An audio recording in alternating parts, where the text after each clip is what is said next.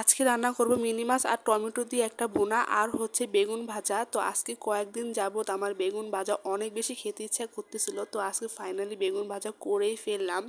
তো আসসালামু আলাইকুম, কেমন আছেন সবাই? আশা করি সবাই ভালো আছেন, আমি আলহামদুলিল্লাহ ভালো আছি।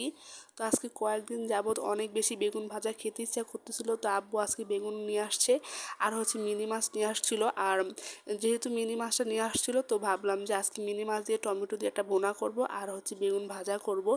তো এই তো আম্মু সব কিছু একদম রেডি করে রেখেছে, আর হচ্ছে এখানে মিনি মাছটাও ভেজে রেখেছিল আর বেগুনটাও কাট কাট করে কেটে রেখেছিল। তো এই তো আমি মিনি মাছটাই ফার্স্ট টাইম বসিয়ে দিব, আমাদের চুলায় আসলে গ্যাস থাকে না, তো দুই চুলায় জ্বলে, বাট হচ্ছে একদম অল্প।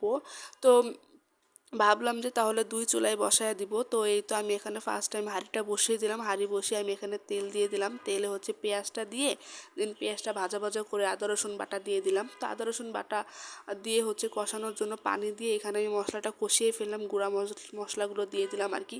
তো এখানে হলুদ গুঁড়া, মরিচ গুঁড়া, লবণ সব কিছু দিয়ে মশলাটা ভালো করে কষিয়ে দেন হচ্ছে আমি এখানে টমেটোটা দিয়ে দিলাম।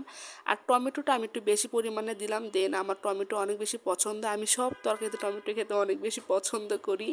তো এই তো আমি এখানে টমেটো কষাতে কষাতে ভাবলাম যে তাহলে বেগুনটাও মাখিয়ে ফেলি, যেহেতু আমি বেগুনটাও ভাজা করে ফেলবো ওই চুলাতে। তো এই তো বেগুনটা আমি কাট কাট করে কেটে, মানে আম্মু কেটে রেখেছিল আর কি, আর আমি এখানে মশলাগুলো একদম মাখিয়ে দিব। তো আমি এখানে হলুদ গুঁড়া দিয়ে দিলাম আর হচ্ছে আমি এখানে মরিচ গুঁড়া দিব, আর আমি সামথিং একটু দিব আদা রসুন বাটা।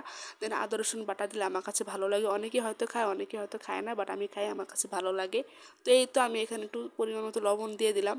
তো সব কিছু দিয়ে আমি বেগুনটা একদম ভালো করে মাখিয়ে নিলাম। তো মাখিয়ে দেন হচ্ছে, আর যেহেতু তরকারিটা আমি কষাচ্ছিলাম আর টমেটোটা একটু পানি ছেড়ে দিয়েছে, তো টমেটোটা একটু কষিয়ে দেন হচ্ছে আমি এখানে পরে একটু পরে আর একটু কষাবো আর কি, তারপর আমি এখানে ঝোলের পানিটা দিয়ে দিব। তো সাইডে আমি এখানে আরেক চুলাতে প্যান বসিয়ে দিলাম, তো প্যানে আমি তেল দিয়ে দিলাম। তো তেল গরম হতে হতে দেন হচ্ছে আমি এখানে বেগুনগুলো যে কাট কাট করে কেটে এগুলো যে মশলা দিয়ে রেখেছিলাম ওইগুলো আমি এখানে দিয়ে দিব। আর হচ্ছে এখানে আমার টমেটোটাও একদম মানে কষানো হয়ে গিয়েছে, আর টমেটো সিদ্ধ হতে তো বেশি টাইমও লাগে না। তো এই তো বেগুনগুলো এখানে দেওয়া হয়ে গিয়েছে, তো এটা হতে থাকুক, দেন হচ্ছে এখানে তরকারিটাও হয়ে যাবে। তো এই তো এখানে কিন্তু টমেটোটা একদম কষানো হয়ে গিয়েছে, আর আমি এখানে ঝোলের জন্য পানি দিয়ে দিব। আর হচ্ছে আমি এখানে যেহেতু ভুনা করব, তো পানি আমি এখানে বেশি দিব না। আর মিনি মাছগুলো কিন্তু অনেক ছোটও ছিল না, আবার অনেক বড়ও ছিল না, সামথিং ছিল। অনেকেই মিনি মাছটা কিন্তু এইভাবে কষিয়ে রান্না করলেও কিন্তু অনেক ভালো লাগে। তো আমার কাছে কিন্তু এইভাবে কষিয়ে রান্না করলে ভালো লাগে। দেন হচ্ছে আমাদের ঘরে সবাই আর কি ভাজা ছাড়া মাছটা মানে খেতে চায় না আর কি, যার কারণে মাছগুলো আর কি একটু হালকা ভেজে দেন হচ্ছে আমি এটা রান্না করতেছি। বাট আমার কাছে ওইভাবে রান্না করলে সব থেকে বেশি ভালো লাগে, মানে মাছটা একদম কষিয়ে মশলার সাথে তারপরে রান্না করলে ভালো লাগে। তো কিছু করার নেই, এইভাবেই রান্না করতে হলো। তো এই তো ঝোলের পানি দিয়ে তারপরে ঝোলটা যখন শুকিয়ে আসবে তখন আমি মিনি মাছগুলো একদম দিয়ে দিলাম।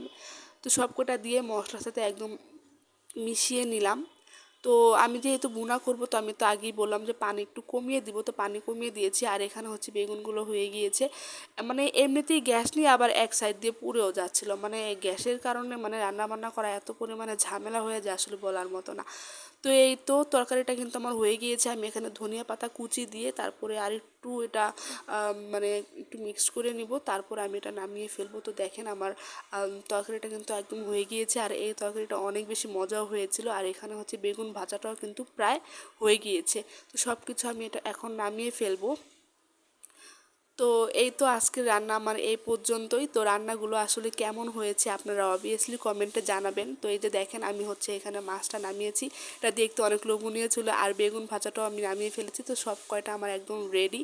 তো রান্নাগুলো কেমন লাগলো সবাই অবভিয়াসলি কমেন্টে জানাবেন। তো আসসালামু আলাইকুম।